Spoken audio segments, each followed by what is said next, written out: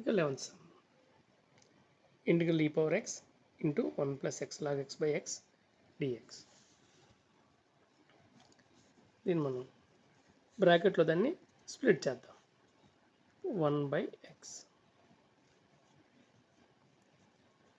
x log x by x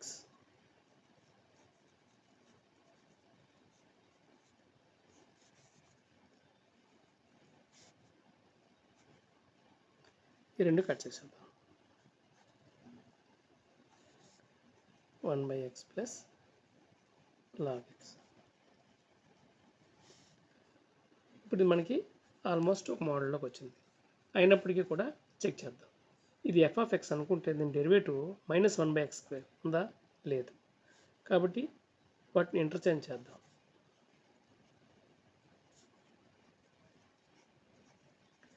ఇప్పుడు check చేద్దాం.